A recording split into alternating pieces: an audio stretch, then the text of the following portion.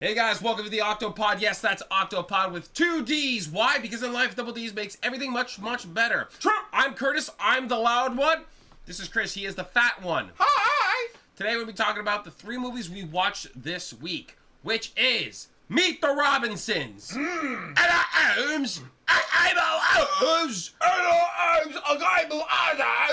exactly, word for word, and Road Trip. Before we get into it, guys, I have to make this very clear. I just gotta let you guys know that you need to ask us questions. The comments down below. Ask us questions. Ask us anything you want. There's no such thing as a stupid question. Just give us something, please. All right? I'm losing my mind. We need it! Questions, please. Now that I've got that covered, we're gonna move on to the first movie, which is Meet the Robinsons. You remembered. Good job, good job, good job. That's it, baby. That's what we're talking about. We out here. We out here. Meet the Robinsons, generally a surprising film because we went into it not knowing anything whatsoever. Didn't check the synopsis. Really didn't have a single clue what this was even about. I wasn't ready for time travel. Yeah, I didn't think time travel was going to play any part of it, and I didn't think it was going to have anything to do with, I think his name was Lewis, right? What do you mean? The character. What Meet character? the Robinsons, the main character. It was Who's Lewis? Blonde guy with the spiky hair! Oh, Bart Simpson. Oh my god, dude, you're gonna, like, give me an aneurysm. Holy shit. I didn't think it was gonna take place, like, it started off like an orphanage and whatnot. For some reason, I thought it was going to be, like, something like Megamind. You're right! Right? It's kind of Megamind-ish. We pretty much got the same premise as Megamind, but instead, he's not blue with a big head. No. And there's time travel involved, and he has a family.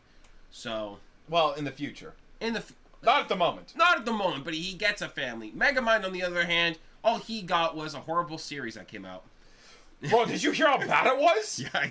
Oh my god! I saw it got like 0% by the audience. Oh. Like, critics gave it like a bad score, and even the audience did not like it. What a shame, man. Waiting all those years for more Megamind, and they're like, yo, let's make it shit. Yeah, let's make Megamind again, but more shit. Why didn't they just make a sequel film? They didn't get Will Ferrell to come back.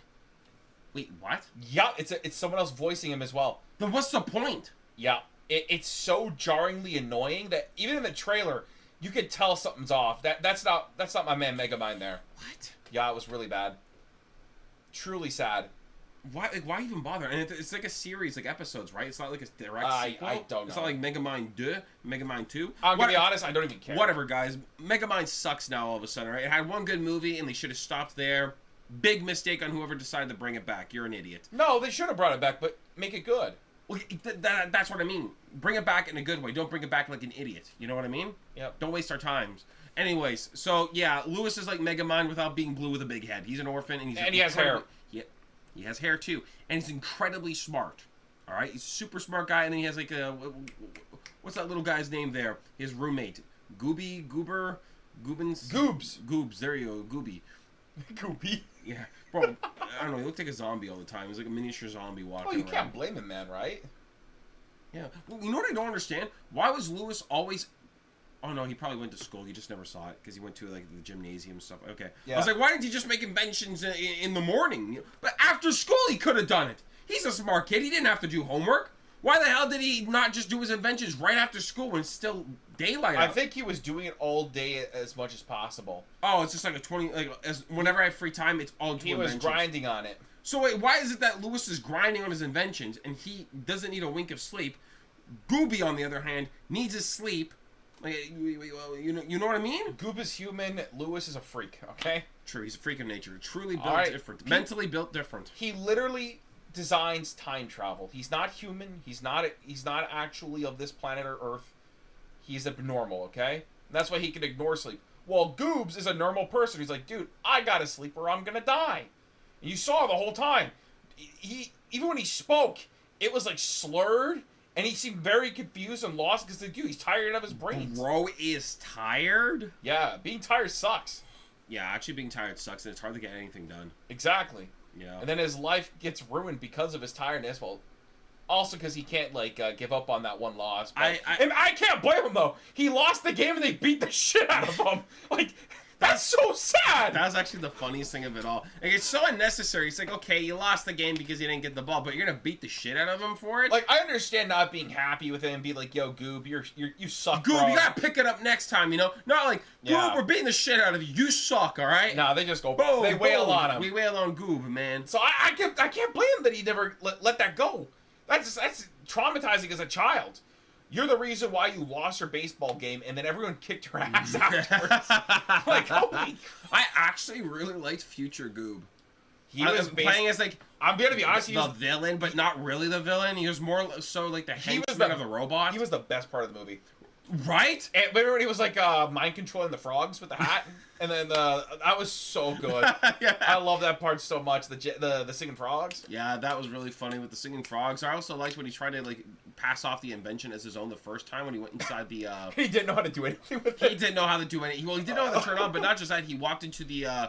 He walked into the building, stole someone else's appointment. I think the person's name was Marion or something like that, and he just rolled with it. He's like, "Yep, that's my name." Yep, that's me. It was interesting because the entire time, at the very beginning of the movie, it's like he looks like the villain. He looks like some Waluigi ass looking ass kind of guy. Yeah, he you know did what I look mean? like Waluigi. Yeah, he's got that Waluigi look. He looks pretty evil, man, like like kind of thing.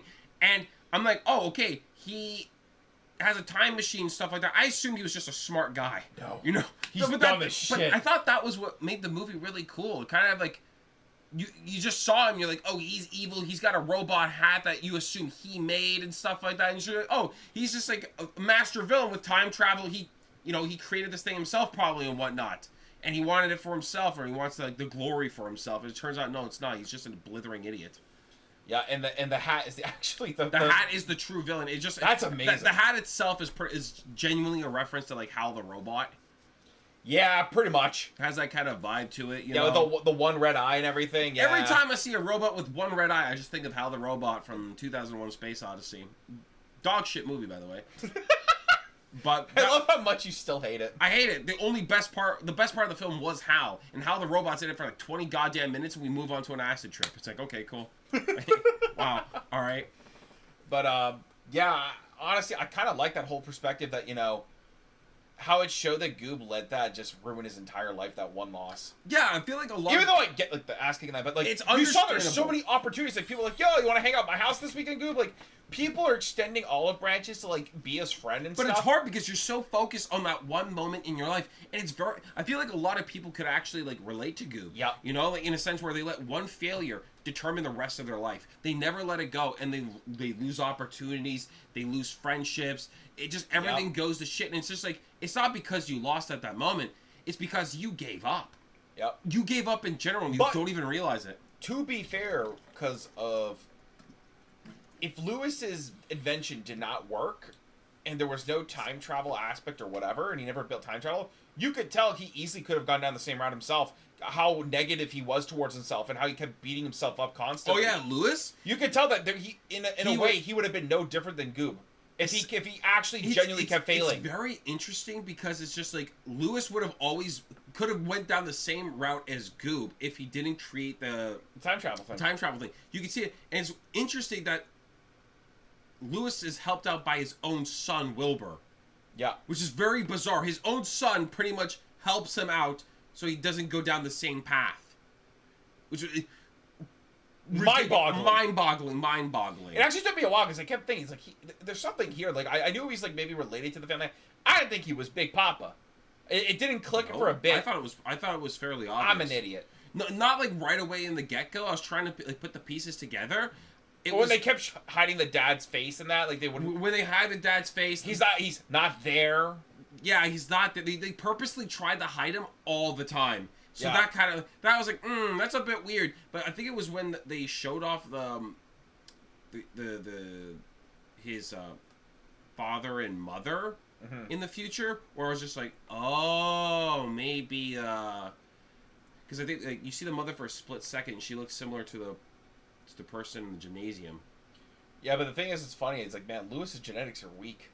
None of his like even his child doesn't look anything. One of them's a pizza delivery man, and he's built like a tank. No, but what I mean is like none of them have blonde hair or look like him. Oh. They don't strongly resemble Lewis at all. You're right. Why did none of them resemble Lewis whatsoever? Like his own son Wilbur looks nothing like him. It looks like a spitting image of his wife, but looks nothing like Lewis. You know, I found that very fascinating. I have to say, it was super cool how in that gymnasium his entire future was already planned there. Yeah. That was insane. Like, the girl with the frogs is his wife. I was just like, yeah. It's so weird because it's just like, if you paid attention in the beginning, you would have figured everything out just, boom, just like that. Yeah. It's really good foreshadowing. Honestly, it was really cool that they did that. But it's all just lined up in the beginning of the film to understand how things kind of roll out. I love when movies do that. It's just really smart. Yeah, they bring it back in full circle. Yeah. You know, and you're just like, holy shit. It's like a big payoff. Yeah. You know, at the end of the film, you kind of see everything, like, come together. You know, they kind of string everything together. You're like, holy shit, you know. Brain blast, mega mind moment, you know. Mm-hmm. Yeah. And I also like just, like, the core message of the film about... Keep moving on. Yeah, and failing gloriously. Like, don't hold these failures as if they're, like, the end of the world. Yeah. And I think that's another, like, I think we touched on it at the end of the film itself as well. But I think it's something that a lot of people nowadays are... Oh, yeah. They really... They fear failure. And I think, you know what the problem is? At the same time, I do understand why people fear failure now more than ever. And it's because your failure can be broadcasted on the internet to millions of people. Compared to before where no one would see it. Yeah. Not a lot of people would see it, you know? Your failure is so, like, well documented now. Yeah. And it's really rough. So I think that's what gives people the anxiety of failure. It's not failing itself, but the amount of people who are going to see your failure. And I think as time goes on, it's only going to get worse. You know? Probably. Especially with social media, man, it doesn't help with that with the God, case. no. You know, so at that point I could be like I can understand people who still are at this moment, you know? Mm-hmm. It will live forever. That's it, you know? As long as the internet exists, your failure will forever exist. And it doesn't matter what you try to do. You know, if someone records it, you know, nothing you can do about that. Yeah, it's not even just that, but, like, everyone will know, too. Like, let's say, like, you didn't get a job that you were going for that you really wanted, man. It's just going to spread. People are going to find out. Your friends are going to find out. Your family's going to find out. And you have to break it to them, too, and that's what's even harder. It's just like this horrible weight on your shoulders that you can't remove. Yeah. You know? And it's very daunting, and I understand that. But I like, also think, not just like, oh, you're trying to get a new job and stuff like that, but I think, like, especially, like, let's say you're trying to, like, let's say pursue YouTube. Or, you know, you're trying to pursue something that's more so puts you in the spotlight, like even streaming, for an example. When it comes to content creation of any sort, failure. Most people fail tons before they find success. Yeah. That's just part of the game. And if you take off, like, in your first attempt, like, you got really lucky. Well, not even that, but if you take off in your first attempt, it's going to be hard. Because with success comes a lot of responsibility, especially in content creation. Yeah. So much so that you wouldn't even recognize or you would have never realized beforehand. Mm-hmm. I mean, I think like even you and me have that experience where when we started doing the movie reactions, and it took off very fast, just like that. Very surprisingly so. It was kind of like it was just like the numbers jump in terms of views were like high. Like, out of nowhere, compared to the old content you were doing by yourself, they just exploded out of nowhere, right? And I feel like the momentum went so fast, a lot of the times we had no chance to kind of, like, ground ourselves or think about what's going on. It was just like, we just have to do. We have to keep we have to keep the momentum rolling. Yeah, so don't know how, but just keep doing it. Yeah, just keep doing content. I really put not until we got our editor, shout out to Eduardo, we love you. Yeah. I really had no chance to even think about what I was doing. God. It was just like, do. And, like, if it's working out, just keep pushing the same shit and just keep always, you know, I'm generally surprised in terms of like, movie reactions. I find, like, when someone tells me that, when I don't know how people would do it without an editor. Especially if you're uploading more than once a week. Yeah. I feel like once a week you could possibly do it without an editor. You can make time. But, man, without an editor, dude... The editing process is really tough. It's genuinely tough, especially with all the other things that you have to do outside of the editing. Yeah. It's time-consuming as hell. Oh, my God. I think that's my biggest advice for anyone doing content creation. If you get to a point where you can actually, like... I would say... Financially get... Literally don't quit your day job and hire an editor. and do your record and have the editor do your work and still work that day job until you can inevitably at some point quit when you're doing very well. It's so important. The amount of time you literally working a day job will save you more time than editing your own videos. Yeah. The weirdest thing ever. You know, it's sad to say, but I think it's also just financially smarter. Oh, 100%. 100%. Editing is just not. It's very tough, especially Well, if it you depends have because no. if it's for movie reactions, of course. I feel like other content you could slip by and maybe the editing is not as tight because, you know, with copyright infringement and stuff like that, it requires you to, like, to really know what you're doing, essentially. And sometimes you're going to have to re-edit a lot of, a few videos It's here not and there. even just that, but it's like you're straight up going through the whole contents of a film, which could be 2 hours, 2.5 hours. Or even 3 hours. Hour and a half, and like you got to go through all that and edit it down to like 30-40 minutes, and it's definitely not fun, and it's quite hard. Not even that, but you have to also think about what do I keep in here and what do I keep out? Because you can't leave all the best parts in the reaction. You genuinely can't, because what's the point in people going to the Patreon? You have to think of that as well, right? No, it's not even just that, but you can't show everything, or else copyright is just going to block it. Yeah, but or the videos gonna be really long, because that was my problem when I was editing our videos. I left way too much. In comparison to what Eduardo does, it so much better. He knows how to compile it to a around 30-40 minutes. Yeah, a perfect amount. Mine sometimes we're going to an hour. Close To an hour per video. Around 50 if you go plus. look at our old reactions when I was editing the videos, they're like 50 to 60 minutes. Like, holy shit. But I had that horrible problem, and I didn't know how to compile it or to smush it up. I'd be like, oh, that's really good. I should put this in. Oh, that was really good. That moment, too. And I just kept putting in too much. Yeah. Yeah. And that makes copyright even worse, so. It makes getting through the copyright even harder. Yeah, we really segued far off. Well, I think it's perfectly fine. I think like it's along the lines of the core concept of this film of keep moving on and figuring out what works for you and whatnot. No. Yeah, and I also do have to say as well, like, I'm pretty grateful that we found, like, things went well for us as we're older. I can't imagine, like, how difficult it is to process when you're a lot younger. I feel like younger people are easily get, like, snatched up by, like, predatory, like, like, there's so many sponsors that, like, look questionable. People who want to try to manage you and stuff like that. Oh my god, the people who want to try and manage your YouTube channels, like, the emails I get, I'm like, no. Yeah, No.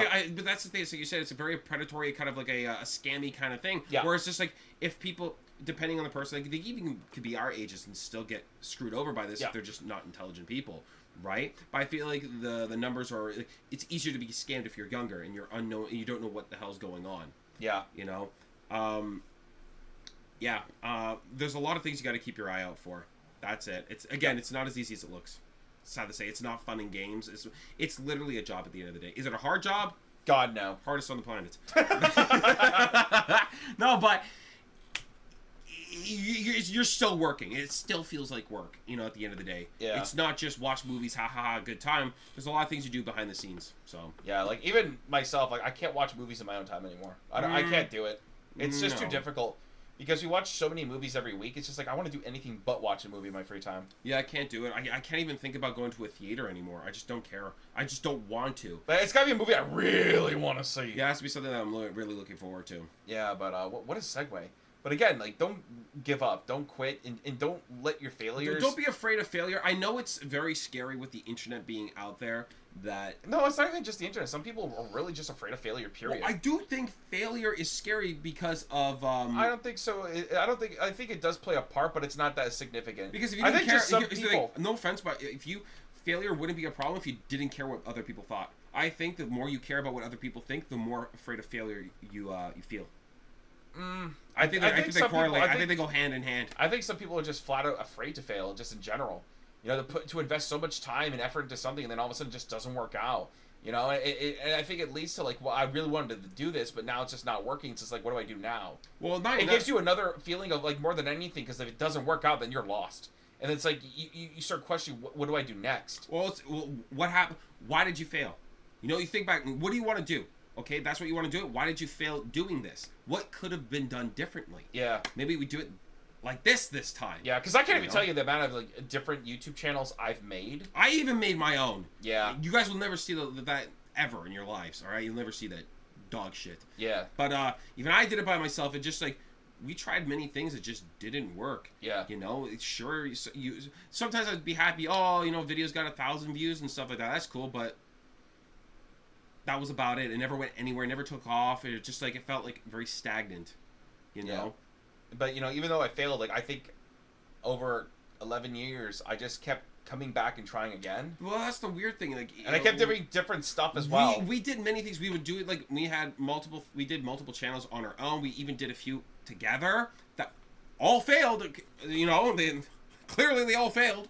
And, you know, one of them, this thing took off, you know. You're going to fail a lot. And you're going to always think to yourself, all right, let's do something different. Let's figure out, how do we do it different this time? Yep. I think that's the most important thing. You know, you haven't lost if you learned.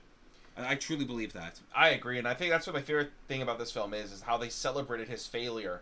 Oh, at the dinner table, when remember? he went to his families in the future, and they're like, oh, he failed gloriously, you know? Yeah, and he was beating himself up over it, and they were all, like, celebrating, and like, oh, you know, it's okay, who cares? Like, it's not a big deal. Yeah. And I think that's something a lot of people have to realize, you know, if you failed, that's fine, but, you know... You know what? That actually put things into perspective and gave me a better idea that the people being afraid of failure, they might not have a good support group.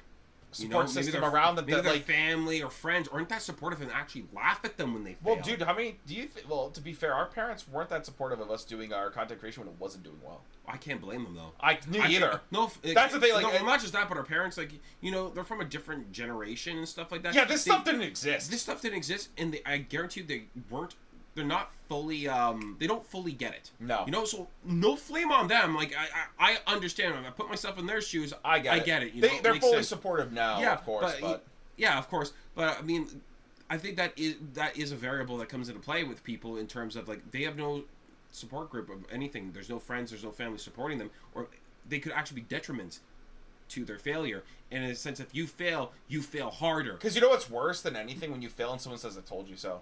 Oh! That is so soul-crushing. Oh, my God. And it's just like you're trying your best to do some new things. And I think there's also, like, some people who just keep, like... they just rub it's in not your even face, just dude. that, but I also think there are some people who, specifically I think in streaming, who will just stream every single day to, like, very little viewers.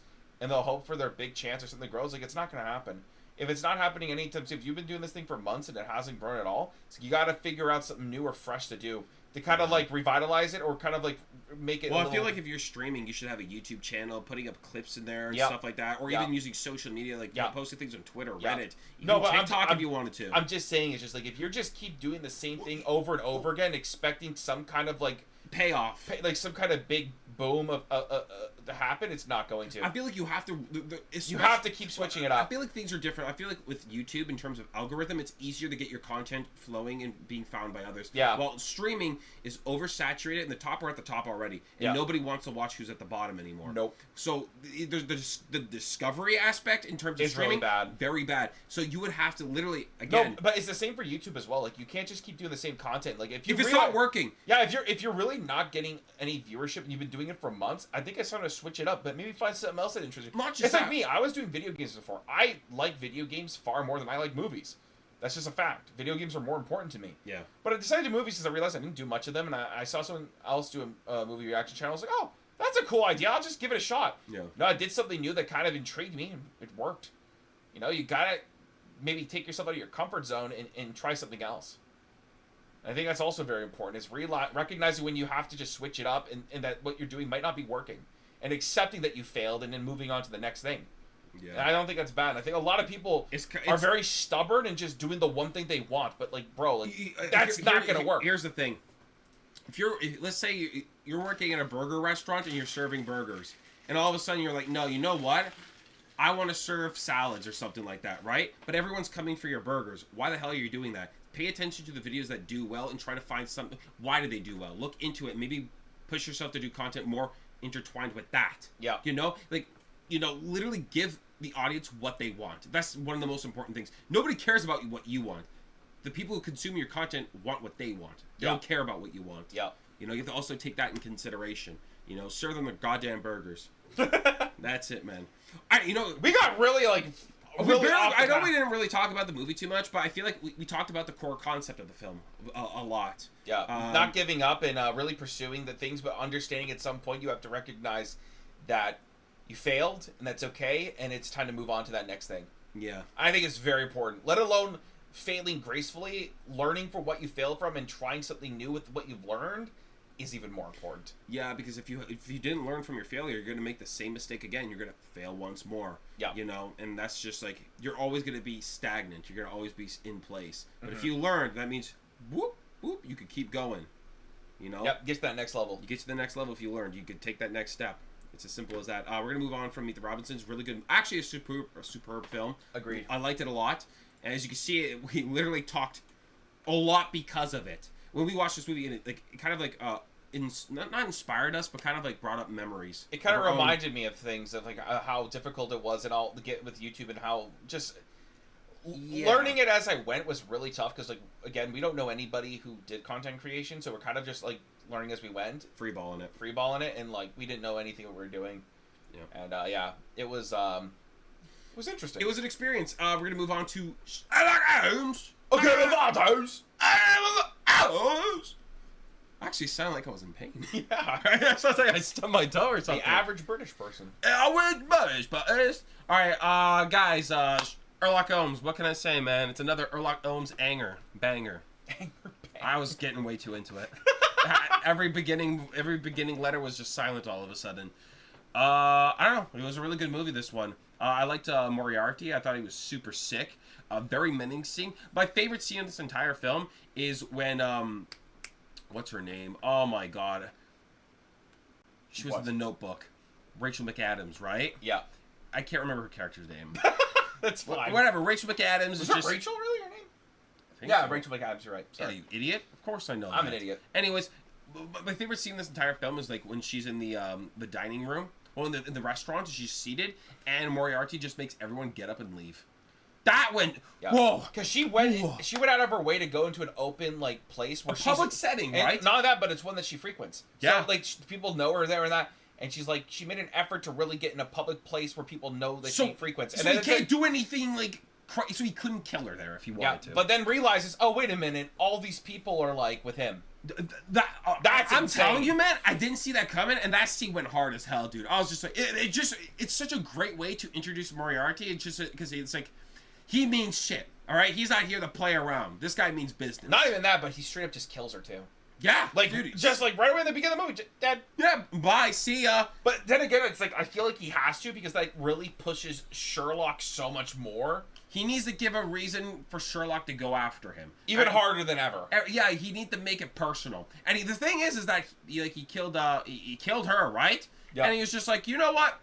Not good enough. Let's get more personal. Let's go for Watson and his wife.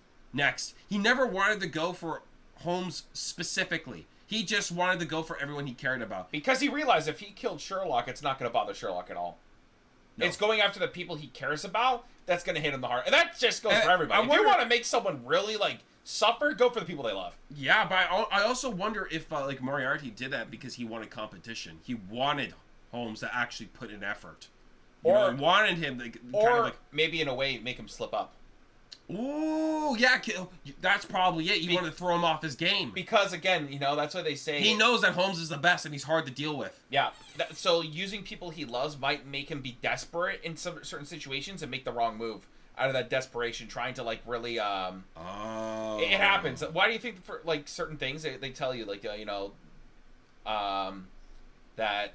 what is it? Like, certain movies, they're, like, super serious. Like, oh, you can join this thing, but you can't have any, like... people in your life, anyone you love or care about, no contingencies at all, because like if these people are there, they can be used against you and you're done for. They want to make sure you have no weaknesses. Yeah, essentially, if you because these are technically weaknesses. Caring about someone is technically a weakness in certain lines of like in those kinds of like roles. Yeah, let's say essentially. My favorite part though is like he literally throws her off the train. Oh yeah, his wife so much. Just launches her off the goddamn train like bye. That was just so funny. Just tossed her right out the window.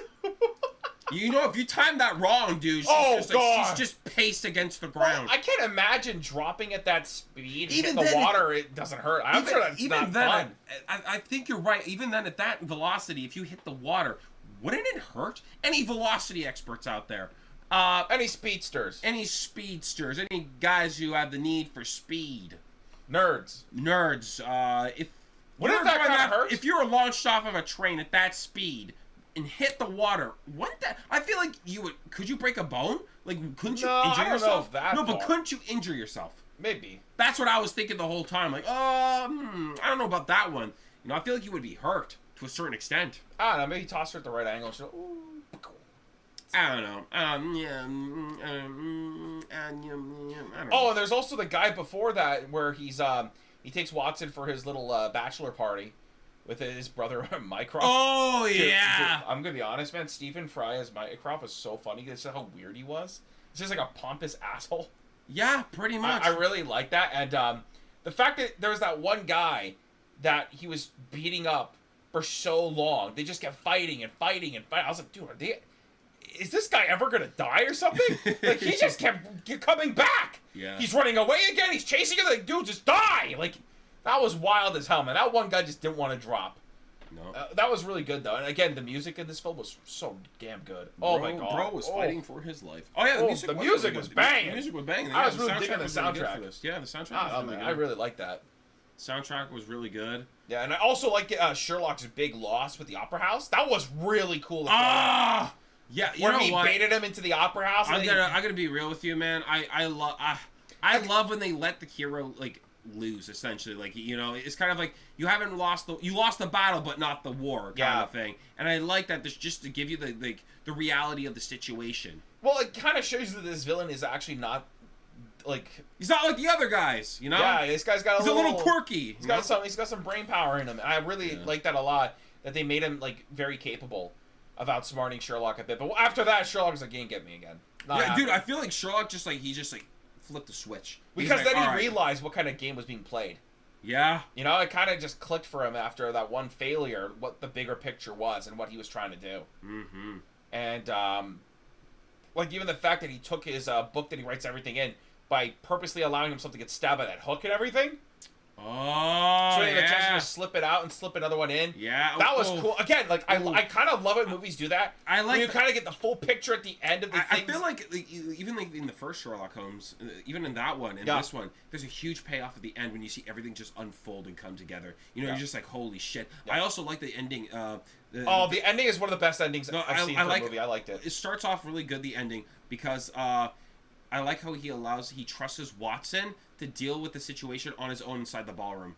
Or whatever room that was, to find the guy. Yeah. You know? I thought that was really cool, that he trusted Watson, because he says, Watson's been with me, he knows what to do, he doesn't need me there. You know, he could do it himself. And you saw Moriarty was, like, discrediting him and saying that he's a weak link and he's not going to be able to do it. And he pulls it off, man. Yeah. You know, he finds the guy, though, he gets wrecked, but I mean... Yeah, by just making a commotion, and just, like, when someone's trying so hard not to be witnessed, they're not going to react. Mm-hmm. So, because they're focusing way too hard on not being... Their mind's occupied with something more important, essentially. No, it's just because they're trying so hard not to be to get anyone's attention, that they're gonna try extra hard to not react. Mm-hmm.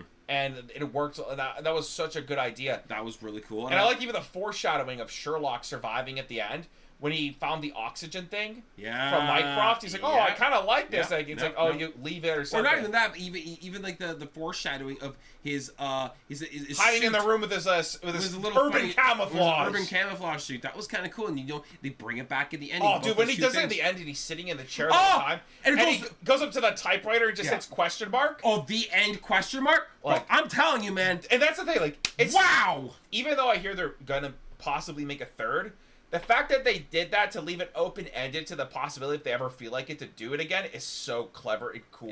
Yeah. It was just such a banger of an ending. Like, it's such a good note to leave it off on. It felt amazing. Yeah, I like when movies I like when movies end in a good way. Like, they know how to end a movie. It was like, that was really good. It reminded me of the ending of Casino Royale. Bro, don't even get... I was thinking the same thing. Casino Royale's ending is still one of the best endings I've seen. Honestly, Casino Royale has one of the greatest endings I've ever seen in a film. It just... Dude, it gives you chills when you watch it. You're just like, holy shit! Yeah. They did the thing! Yeah. Yeah.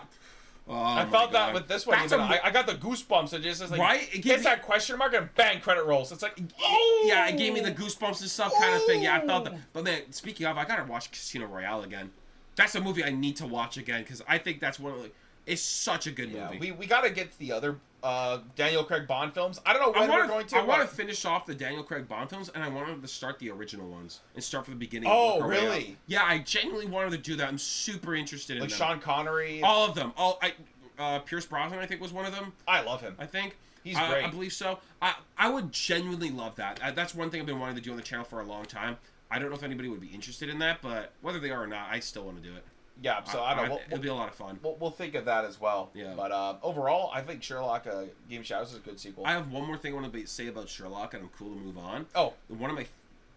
Another great thing at the ending is when you realize that Moriarty also has the same brain power. The brain power. Where they're both predicting what each other's going to do in their combat sequence. Oh my god. That was really cool. That was a really cool reveal. I didn't see that shit coming. No. And it blew my mind. I was like, wow, this is they made the finale even better. That was so cool to show you that why he was such a menace and how he was so hard to deal with. That in a way he can think like Sherlock. He's essentially, it just shows you that he is someone that's technically on his level. The game was very close. It could have gone either way. Yeah. You know, and I really like that. That was super sick. I don't know. All in all, it was a really good film. I think as far as sequels go, I was actually really impressed by it. Super solid sequel. And it was just really fun. Yeah.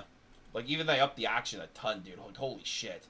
You know what? Yeah, they actually really did. I feel like there was a lot more, there's a lot more action in terms of, like, there's a lot more, and even, like shootouts and stuff like that. Yeah, and also, one more, God, there's just always one more. I know, right? The foreshadowing of when he gave, Watson his early wedding present, which was the thing that helped him later on to come back to life. Oh, yeah. Yeah, that he was testing out. I had a feeling that it was going to come in handy at some point. It was just cool that it did. Again, I love films that foreshadow things in the beginning and they just bring them back near the end, and it kind of like... It's just there's a lot of like foreshadowing with good payoff. You know, I feel like with the Game of Shadows, there's a lot of that in the film. You know, it's very satisfying when it pays off, and it's nice. So if you pay attention, you know, ha. Other than that, I think I'm pretty much done with Sherlock Holmes. It was a phenomenal movie. I enjoyed it a lot. Yeah, I love it so much. Not much more to say about it, guys. We're going to move on to the next movie, which is... Road Trip! Road Trip! Road Trip!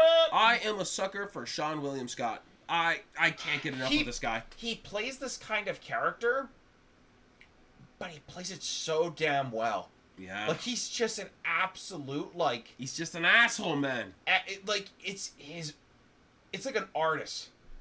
Like, it's like he's Da Vinci of playing assholes. And he nails it, man. That attitude and everything. Yeah. The personality. It's just so good. Yeah, it's the kind of thing, like, it's the kind of, it's interesting, because, like, in this role, like, even in, it's kind of like a more tame Stifler, if that makes sense. A little bit more tame. Yeah, because, like, dude, when you get to American Wedding and the third one, Stifler is fully unhinged. When you mentioned he's almost like a cartoon character. Yeah, this is kind of like dial back down a bit more. Yeah. To like Stifler from first one or second one a little bit more. Yeah, it gave me those kind of vibes, and it's just like not a bad thing that he's playing the same character again. Nothing wrong, you know, because it's just like it's a character he does very well. Yeah. You know, it's like he does it so well no one else could do it. That's the thing, you know? So it's just yeah, like he's literally irreplaceable in terms of that role, of the roles he plays with characters. Yeah, like it kind of reminds me of like Leslie Nielsen in a sense. They're just so good at the kind of characters that they play. It's hard to see anyone else do it. Ooh, okay, that was an interesting. Like I get of course Leslie Nielsen is a legend and what he has done is like really but like, you top are tier. right to an. But I think Sean William Scott plays his kind of character to the same perfection. Like it's just like. You can't see anyone else pull it off. He nails it. That personality, that kind of eccentric, and really just like it's perfect. And he knows. Oh, I have to really say, more than anything out of Road Trip, dude, what was wrong with Tom Green? His character, dude, was really, really messed up, man. Dude was in another like the whole obsession with like feeding them the rats, time mistake, and he was like singing to like oh, or even he started to try to consume the mouse himself. Yeah, it's like watch me do it, and he's like oh, with the mouse. Like, it was weirdly erotic and terrifying. Not even that, but you remember at the end he literally makes out with the person's mother, like just in front of them all. And well, it's just like that was so good. He's like, sorry, I got too into the story. Yeah, no, I think. Guy was absolutely unhinged beyond belief. Yeah. That was it. People like that should not exist on our planet. No. Literally, Tom Green looked like he was playing an alien trying to fit in with humans in this film. Yeah, weirdly, yeah, kind of. You know, like he didn't feel like a human being. Yeah. Of anything. I still thought it was interesting how they told the story with him telling a bunch of people that are like trying to potential people who are going to go to the school, and they kind of presented that fact that all of this has already happened, but he's just telling the story. I thought it was actually interesting. Yeah, that was kind of cool. Yeah, a story about like, yo, yeah, you should totally come here, man. We do some crazy shit. Check out this crazy shit. You know, we blew up a car and shit. You know, yeah, like, my friends blew up a car. It's kind of like we had a crazy adventure. You might have the same opportunity if you come here. Yeah. You know, that kind of vibe. Yeah, and I like the guy who like played Kyle. I've seen him in so many things, man. That guy. Yeah. He's done a lot of appearances in films and TV shows. I've seen him in so many things. Yeah. Every time I see him, it's that guy. Yeah, he's a good actor though. Like he's great. He's a good actor. I really liked his whole character's arc throughout the entire film, and the fact that he kind of just does whatever I guess dad says. His dad's like such a Bro, his dad he's strict as shit, man, and I really liked at the end, like even the fact that his dad pulls a gun on them and stuff at the university. Yeah, pulls it out. He's on campus.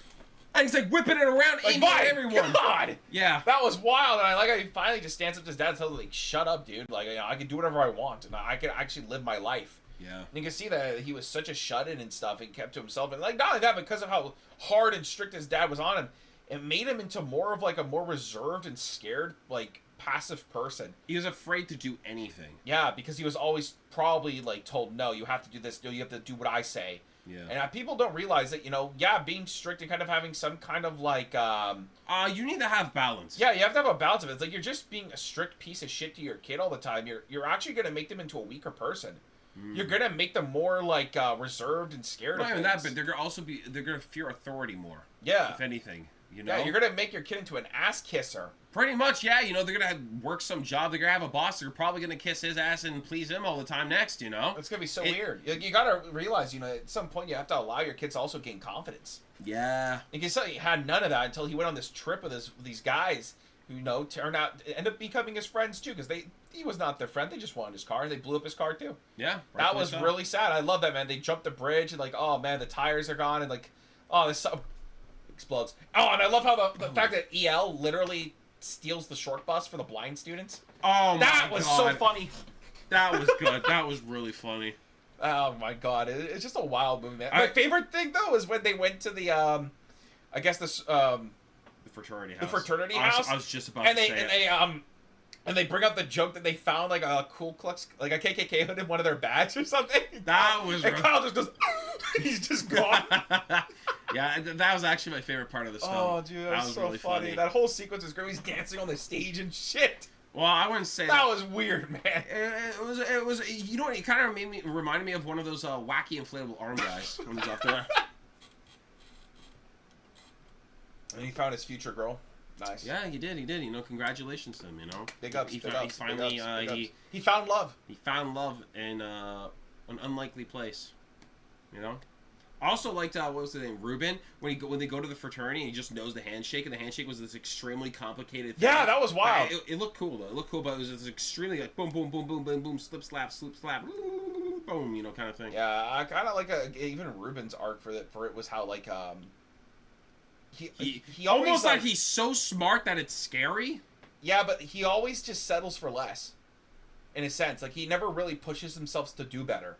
Yeah. In a way. Well, it seems like his mind was like his brain was constantly overthinking things. It was like complicating very simple problems. And weed was the only thing that would calm him down or let him relax, or else his brain would run rampant because he couldn't control just the way its thought process and stuff like that.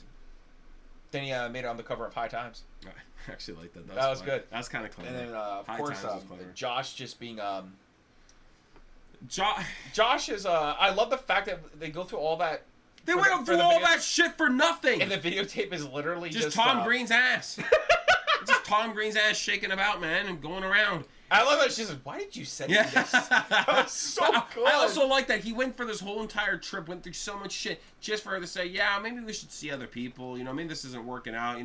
Let's experience college and stuff like that." At the end of the day, no matter what, it didn't. He was fine. He was fine, no matter whether the tape was what was on it or not. He was still fine. It wouldn't have made a difference at that point. It was sad, though, for Beth going all the way to Boston for no reason whatsoever. And she ruined some guy's relationship. That was sad. She was like, beat the shit out of the guy, too. Like, yeah. My God. That beat the shit out of his car, then beat the shit out of him. That was really funny. That was wild, man. Poor guy. And then, wrong place, wrong time. That's it. Happens to the worst of us. That it does. I don't know. It was actually a really good movie. I'm a sucker for these kind of movies, and it's kind of sad that they're probably just don't make them anymore. And I understand why, because like with how movies are nowadays, like if they don't bring a huge financial success, they're kind of like they'd rather not do it at all. Yeah, and I think that's the thing. Like a movie like Road Trip, if they did something like that nowadays, would it make over $100 million at the box office? No. And that's the problem. Like if you already know the answer is probably no. And that's the thing. The movie business has become so expensive that if they're not going to be like big hits that make hundreds of millions, like people rather just not do them. It's like, why do you think there's so many Marvel superhero films? Even the ones that don't do well still make a lot of money. Sad to say. Maybe through DVD, maybe this through like streaming sales and stuff, or online. I don't think they make that much through streaming, though. I don't think streaming. No, but like maybe through sales of merchandise and stuff and everything that ties into it. Like, let's say you make a film with Road Trip. What else can you sell from it? Yeah, Nothing. I know you're right, because when it comes to Marvel, the IP of you have all these toys, toys. You have toys, shirts, video games. There's so many things. There's so many products that come. It's not just it's about the full movie. circle. There's so many things that tie into it. It's not about the movie itself. It's more so about the products that they can sell using the movie. Yeah. That also comes into play rather than the tickets alone. Yeah. And I think right. That's the biggest issue. That's why you see so many movies nowadays. They're always IPs that we're used to. Not only that, but why do you think there's so many movies? Most of them nowadays are based on books and everything. Books, comics, or like even remakes and stuff like that. A lot of remakes, and it's because they have existing audiences and they bet on those existing audiences to bring back that box office money. Box office money to then sell merch of this said stuff. Bingo. Afterwards, it's all become more of anything like a more profitable business than anything. I think that's the problem. And that's why you see that a lot of films, like, very few of them kind of like go for a very creative route. A lot of them lack creativity in a sense, and they go for more of cookie cutter kind of like what things people they deem most people like, and they play it very simple. Well, if you see superhero films, a lot of superhero films have screen tests. Yes. You know, and do other films have screen tests? I've never heard of this until of superhero films. I don't know. I couldn't tell you. I genuinely don't know. But I know a lot of superhero films do have screen tests, and DC ones do very poorly. Yeah. Well, we'll see how they turn out now, but man. I have hope. I have hope for DC at this moment. I have a lot of hope. I expect good things. We'll see if it happens. Hopefully Marvel as well. I think the problem with modern cinema right now, it's not about the movie, it's more about what we can sell. And I think that's the biggest problem. How much money can we make? It's not about what kind of story can we tell. Essentially, and I think that's the biggest and like I problem think right even here. like Oppenheimer was a great example where it did very well. It's not like it's going to sell anything after it, but it did well. Why? Because it's just apparently a lot of people say it's a good film. Apparently, it's a good film. And I think that's the thing a lot of people are got to understand. It's like if you could tell a great story, then it's going to do very well. Like just make good movies. Like it's not that hard. I think that's the problem where it's just like in terms of Hollywood itself, they're always thinking about what can we make some. They always want to play it safe to make a lot of profit. They never want to go out there and have like these ridiculous movies being made, and it's not ridiculous as like the film itself is ridiculous, but something that we've never seen before. Yeah, and I feel like they're afraid to take the risk because they want monetary gain. And I feel like through the 80s had so many interesting and bizarre even 80s and before the 80s. Maybe even in the 70s, 80s, and 90s had some crazy shit. Yeah, like film was just really just crazy with all different kind of wild concepts and ideas, which have basically developed with modern like sci-fi and established horror and all these genres and really kind of like gave them a lot of life. And nowadays it's just like I feel like none of that innovation is there anymore. And I think that's the biggest problem. Not many people are. Well, it's like you said, it's hard for people to take risks if they're not going to make any money from it. Bingo. You know, I think that's it's the fear of not making money for the higher ups. So it's just like, okay, we don't want to produce this shit because it costs a lot of money to make a movie, and you need people to produce it. Yeah, right. And I would say the same investors and stuff like that. I'd say the same for video games even. Sadly, video games are going down the same route as they are so expensive to make. But I would actually, they're expensive to make, but at the same time, I think video games are really good right now. 2023 and 2024 has been very strong with video games to the point where I don't even have the time to play everything I want to. And there's so many good games out right now. True. You know, it's incredible. While films, it's the opposite. I feel like there's less things coming out that I want to watch than I do. With movies, there's less movies I want to see like, now. This year, all I actually care about is Deadpool Wolverine. Nothing else. That's at the top. That's the top. Like, I can't even tell you anything else I want to see in theaters. I don't really care enough. No, that literally, that's probably the only film I'm hyped for, and it's just because I like Hugh Jackman as Wolverine, and Ryan Reynolds does Deadpool justice. You know, it does him really well. That's pretty much it. And then to see them together would be like, it's just going to be incredible. I already know the movie's going to be good. Yeah, but I think we should get to questions now. We were really sorry guys. We got off track a lot. We got off track a lot today, guys. But it's fun. Yeah, it was a lot of fun though. Road Trip was a good film. We liked it a lot. We're gonna move on to questions because it's getting All right, you ready? Yep. Yep. Okay. We're gonna start with the first one from You can do it. Breeze Evie. Would you guys prefer to join a gang with Cyrus, where you all wear silk robes always, or join the Rogues, but Luther makes everyone wear bottles on their fingertips? I feel like wearing bottles on your fingertips will make every task of life very difficult. Well, right? Like, how are you gonna wipe your ass? I was just thinking, it's not like I'm gonna shove the bottle in my ass. Like, right? You're gonna end up shoving the bottle up your ass, and then how are you gonna turn on the tap? And then how do I clean the bottle after? You have shit all over your bottles, right? And how are you gonna How are you gonna turn on the tap? You're just gonna get shit on the tap. That's awful. Well, I mean, you can put your palm on and twist a bit depending on the tap itself. I mean, again, like, dude, you have to start planning out your life in a different way. Yeah, honestly, silk robes for life. I could easily rock one. It would be incredibly comfortable too. It would be really nice. Yeah. And Cyrus had some nice ass drip, man. And Cyrus was looking cool. And here's the thing: this is a very easy question to answer because Cyrus seemed like a cool guy. Luther was an asshole. And not only that, it looks like the Rogues probably got their asses kicked in. Being with the Rogues looks like a really bad idea. Being with the Rogues is literally saying, hey, you know what? That living thing, not my kind of thing. It looks like Luther, what he did, probably ruined the Rogues as well entirely. I guarantee you the Rogues became the Deads very soon after. Yeah. The deceased. I'm pretty sure once they found out he did it, they just went and annihilated the Rogues. Yeah. Most likely. So, I don't want to be annihilated, and I don't want shit all over my finger bottles, so no. Yeah, so no, we're going to go with Cyrus and the silk robes. Silk robes, baby. Silk robes all the way, baby. All right, next question. All right, what we got here? We got it from DJ Hales, 31. This is a guy from the last podcast, I believe. Maybe the one before. Or the one before. I answered the question. To answer your question for the other week, fish fingers and beans are definitely mid. Knew it! Fish fingers and beans! Oh, shit! Question, if you ever made a separate TV show reaction channel, what would be the first one to watch? Arrgh! He used the pirate flag in the ARG. Good job, buddy. Would we do a separate channel? Who knows? We haven't decided that yet. No. We might just throw it up on the main channel so every one of you guys can just see it. So you're not like, where's the TV? Yeah, I was personally thinking maybe we would drop one movie, upload a week, and then I would just replace it with a TV series. Yeah, just like a TV episode. Yeah, just do a TV episode every week and 2 movies then, and kind of just rock with that for a bit and see how that rolls. Yeah, and the first show that we would watch, we would probably let the Patreon decide. We would make a massive list of just full of TV series, and whatever gets voted the most would probably get picked. Yeah, I feel like that's probably like the best way to play it. I don't know, because I really have nothing in mind that I would actually just like... There's a few TV series I'm interested in that I would like to give a chance and to react to and put up on the channel, but... I can't think of any. I'll be honest, I can't think of any. The first one we do will not be decided by us. So, yeah, that's it. Thanks for the question. Moving on. We have one from our editor, Eduardo Lima, 919839. What is wrong it's with 91939. 91939. What's the best movie plot twist in your opinion? Movie plot? I can't even say that one. Why? We recently watched it. Be a spoiler. We've watched a few movies with some great plot twists recently.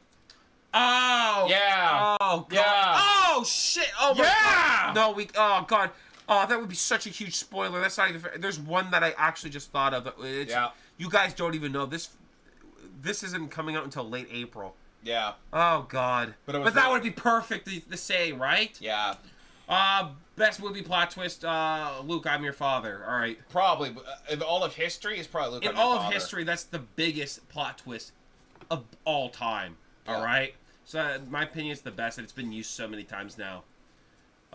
What's a movie you think has a great story or concept but wasn't told right? Ooh. A movie with you think has a great story or concept but wasn't told right. I feel like there's actually a movie. I can't remember it. Where it was just like they had a good idea, but it wasn't executed properly. And I remember saying at the end, it's a movie where we reacted to because I remember saying that word for word at the ending of it. Man, it's gonna eat me. I feel like it's gonna keep me up at night, man. I feel like there's plenty of horror films that fall into this category. Where like I feel like a lot of horror films, man, have such great concepts or stories, but for some reason the execution of them are really flawed. You know what? You're so right. You know, I'm not gonna pick a specific movie. Just that genre as a whole, horror. Yeah, you're so right on that one. Yeah. So many great ideas just tossed into the shitter, man. Yeah, I don't know what happens. Like, they come up with these great concepts, these great worlds, and then as they tell their story, by the end of it, you're like, dude, this is so shit. Like, why did you do this? Because, like, it had so much potential in the beginning and the midway point. Yeah. But I feel like most films get around that finale area, and there's just like, what the hell are you doing? It's just horror films, man. So many, it's like you said, so many great ideas, just executed horribly. And there's just nothing you can do about it. Especially modern horror is just, like, it takes the cake, man. Like, it's not even fair at this point. But so yeah, I know that doesn't quite answer the question. I can't think of a specific movie because there is one that I'm thinking of, but I can't remember it 100%. I can't remember what it was called. But that's the actually horror such genre a as good a whole. question. It's oh my such God. a good question. I wish I was prepared for it. But yeah, the horror genre as a whole, definitely that one. Yeah, because there's a lot of horror films that. I'm gonna go check if Mugway wants to go out. We keep going. All right. Yeah. So there's a lot of like great horror films, man. But like they kind of get a little bit flawed. Mugway wants to leave? Alright guys, gotta wait for Mugway to leave right now. Bye Mugway! Bye Mugway! Bye Mugway! So yeah. I agree, I think a lot of horror films have that problem. Yep. Alright, we're gonna move on to the next question. Oh, we're moving on, okay. Yeah, I can't, because I got nothing else to say about that. Kyle Rideout. 7108. I hate him. I hate you, Kyle. Never be able to watch the last movie of any trilogy, or never be able to watch the first movie of any trilogy. I would never be able to watch the last movie of any trilogy. I agree. Because usually I feel like a lot of trilogies, like I feel like most of them peak in the first and the second, and then it kind of dwindles down. Very rare. Like if you ask me right now, Indiana Jones first and second, definitely 100%. I prefer them better. If you ask me, even with Star Wars, like the original last, like what about Revenge of the Sith? The prequel trilogy. I just won't watch it again. I can let it go. I would never watch it ever again. Yeah. Holy shit! I just thought about that. That's one of the only instances where, God damn it, even with Lord of the Rings, it's very hard. But I will be honest, I prefer Fellowship of the Ring out of all three of them. Yeah. Fellowship of the Ring is my favorite film of the three, so I would much prefer to rewatch Fellowship over and over. It's mainly because like with Fellowship of the Ring, it's just like it was truly a mind-blowing experience in the theater when we were kids. Well, it's not even that, but I would say even for the Nolan Batman films, I think the third is one of the worst films I've ever seen.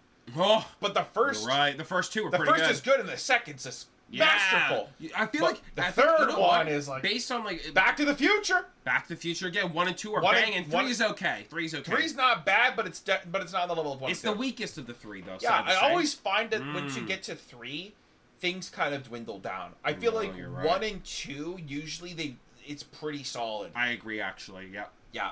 But, so I would say I would prefer to choose to never watch. Yeah, I'd rather not watch the ending. The last movie of any trilogy. Yeah. I would rather skip it. Like even though, like you said, Revenge of the Sith is one I love. But I love Return of the King. No, but it's like you said though, the instances where the trilogy, the third film, is like the best of the 3 is very rare. It's very very rare that they really like. It's always the first is usually really good, and the second one is usually banging as hell. But I feel a lot of times when it comes to films, when they get to that third installment, a lot of times they kind of drop the ball narratively. Because I feel like they had an idea of, like, oh yeah, I can make a sequel to this first one. And they're like, oh, how do I make a sequel to this now? I feel like by the third, they get a little lost if it's not really planned out properly. So, yeah, I would prefer to watch the first film. Yeah, I agree. Yeah. Good question. Actually, a really good question. I hate you, Kyle. Wait, did I do this one already? Yeah, it's this one now. Okay, sorry. It's this one. Next question is from Anthony Miel 4320. Have you guys seen the Final Fantasy sequel movie Advent Children? Yes, we have, and we also had a viewer send it to us as well. Actually, yeah, we have Advent Children. We have Advent Children, but we've seen it a long time ago. I saw that. I think it's fairly obvious we were big fans of Final Fantasy VII. Curtis is currently playing Final Fantasy VII Rebirth. I am playing Final Fantasy VII Rebirth, and I'm having the time of my life, guys. All right, I sadly don't have enough time to put into it as much as I would like to. All right, I'm literally only on chapter 4. I'm not even halfway done the game. I'm 100%ing every zone I go into right away from the get-go. All right, I'm putting in my money's worth with this goddamn game. It's definitely one of the best I played. I'm a huge fan of Final Fantasy VII. I'll never shut up, so I'm gonna move on. Have you ever considered doing music reactions? We've thought about it, but it would definitely need a whole new channel for that. We would do a whole new channel for that. It's not a bad idea.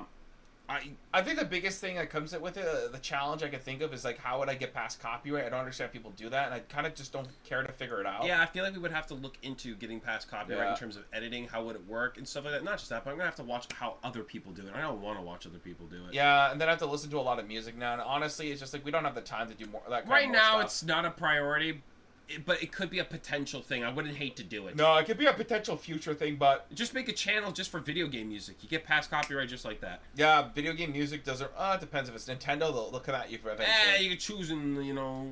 Yeah, but kind of realistically speaking, most times video game music is fine, but music in general would have to figure it out. It's a lot of process. I wouldn't hate to do it. It would be a lot of fun, but I feel like... Yeah, because songs are a lot shorter than film, so that's one positive. It'll take a lot of planning and figuring out. More than anything else. And right now we're just focused on the movies and hopefully TV at some point. And ARG! Right back at you, buddy. ARG! Alright, next one. Bing bong. From Bald Bro! 4132. This is not a question. I saw this. The guy was like, Killer Clowns from Outer Space is a horror comedy cult classic and hope you watch it. I think you'll love it. I took this one because Killer Clowns from Outer Space is one of her favorite horror films ever. Alright, I love Killer Clowns from Outer Space, man. Last Halloween, we actually watched it with our mom for the first time. She never saw it before. Yeah, she never saw it before, and she liked it a lot, too. Yeah. It's just, like, it's one of those films that are just, like, it's just so good. I love the design of the clowns. The practical effects and just the way the clowns look are amazing. Yeah, and I like the creativity of it with the cotton candy cocoons and the popcorn guns and the balloon animal dog kind of thing. I love all of that stuff so damn much. Just the entirety of the film is just the way they do it is smart. That's it. I like it a lot. I'm also really excited for the Killer Clowns from Outer Space game coming out. Oh my god! I don't know when it's dropping. I know it's this year, but I'm so hyped to actually play that. It looks kind of fun. No, I agree. But yeah, love Killer Clowns from Outer Space. Good movie. Very good movie. Sadly, you will never see it on the channel. Well, never say never. We might find someone who's never seen it before. Hopefully. But, you know, since, you know, we collapse so much. Yeah, since we collapse so much, guys. Don't expect it. That's it. I think that's all the questions, though. That was all of them. Yay! We got through it, guys. We did it! We had another successful podcast where we got to the ending and no one was harmed. No one was offed in any way. We did it, guys. We made it to the end. If you made it to the end, thank you very much for listening. We're going to figure out a special emoji right now. And we're going to go with clown emoji. Clown emoji! Clown emoji! All right, guys. I got to see some clown emojis in those comments, man. When you ask us questions, have a clown emoji. I'm going to keep my eyes up for the clown emojis. Thank you, Bald. Where them clowns at, baby? Thank you, Bald Bro, for giving me the idea of the clowns. So show us your honkers. Well, that's it from us, guys. We'll see you next time. We love you all. Bye. Bye.